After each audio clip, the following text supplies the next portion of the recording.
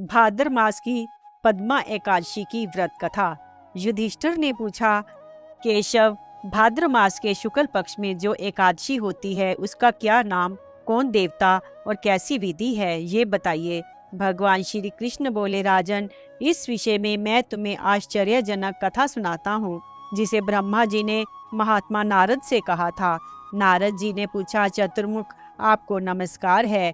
मैं भगवान विष्णु की आराधना के लिए आपके मुख से ये सुनना चाहता हूँ कि भाद्रपद मास के शुक्ल पक्ष में कौन सी एकादशी होती है। ब्रह्मा जी ने कहा, मुनिश्रेष्ठ, तुमने बहुत उत्तम बात पूछी है। क्यों ना हो वैष्णव जो ठहरे। भादो के शुक्ल पक्ष की एकादशी पद्मा के नाम से विख्यात है। उस दिन भगवान हरिषिकेश की पूजा होती है। ये उत्तम व्रत अवश्य करने योग्य है। सूर्यवंश में मानधाता नाम के एक चक्रवर्ती सत्य प्रतिज्ञा और प्रतापी राज ऋषि हो गए हैं। वे प्रजा का अपने औरस पुत्रों की भांति धर्म पूर्वक पालन किया करते थे। उनके राज्य में अकाल नहीं पड़ता था, मानसिक चिंताएं नहीं सताती थी और व्याधियों का प्रकोप भी नहीं होता था। उनकी प्रजा निर्भय तथा धन धान्य से समृद्ध थी। महाराज के कोष में केवल न्याय उपार्जित धन का ही संग्रह था।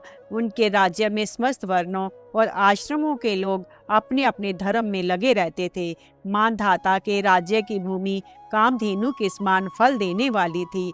उनके राज्य करते समय प्रजा को बहुत सुख प्राप्त होता था। एक समय किसी कर्म का फल भोग प्राप्त होने पर राजा के राज्य में 3 वर्षों तक वर्षा नहीं हुई। इससे उनकी प्रजा भूख से पीड़ित हो नष्ट होने लगी। तब संपूर्ण प्रजा ने महाराज के पास आकर इस प्रकार कहा। प्रजा बोली, नृपश्रेष्ठ, आपको प्रजा की बात सुननी चाहिए। पुराणों में मनीषी पुरुषों ने जल को नारा कहा है। वह नारा ही भगवान का अयन निवास स्थान है, इसलिए वे नारायण कहलाते हैं। नारायण स्वरूप भगवान विष्णु सर्वत्र व्यापक रूप में विराजमान हैं। वे ही मेघ स्वरूप होकर वर्षा करता है। वर्षा से अन्न पैदा होता है और अन्न से प्रजा जीवन धारण करती है।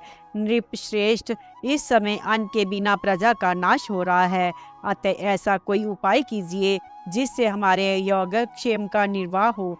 राजा ने कहा, आप लोगों का कथन सत्य है, क्योंकि अन्न को ब्रह्म कहा गया है। अन्न से प्राणी उत्पन्न होते हैं और अन्न से ही जगत जीवन धारण करता है। लोक में बहुधा ऐसा सुना जाता है तथा पुराण में भी बहुत विस्तार के साथ ऐसा वर्णन है कि राजाओं के अत्याचार से प्रजा को पीड़ा होती है। किंतु जब मैं बुद्धि से विचार करता हूँ तो मुझे अपना किया हुआ कोई अपराध नहीं दिखाई देता। फिर भी मैं प्रजा का हित करने के लिए पूर्ण प्रयत्न करूँगा। ऐसा निश्चय करके राजा मानधाता इन्हें गिने व्यक्तियों को साथ दे विधाता को प्रणाम करके सघन वन की ओर चल दिए। वहां जाकर मुख्य मुख्य मुनियों और तपस्वियों के आश्रमों पर घूमते फिरे।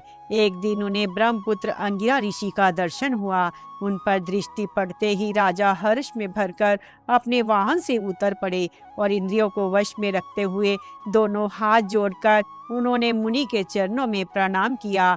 मुनि ने भी स्वसत कहकर राजा का अभिनंदन किया और उनके राज्य के 7 अंगों की कुशल पूछी। राजा ने अपनी कुशल बताकर मुनि के स्वास्थ्य का समाचार पूछा।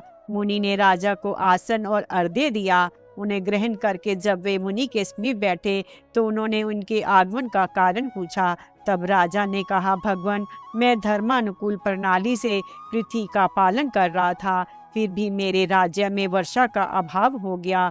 इसका क्या कारण है? इस बात को मैं नहीं जानता। ऋषि बोले, राजन, ये सब युगों में उत्तम सत्य युग है।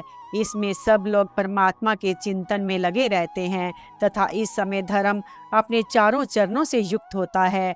इस युग में केवल ब्राह्मण ही तपस्वी होते हैं, दूसरे लोग नहीं। किंतु महाराज, तुम्हारे राज्य में ये शूद्र तपस्या करता है, इसी कारण मेघ पानी नहीं बरसाते। तुम इसके प्रतिकार का यत्न करो जिससे वे अनावृष्टि का दोष शांत हो जाए।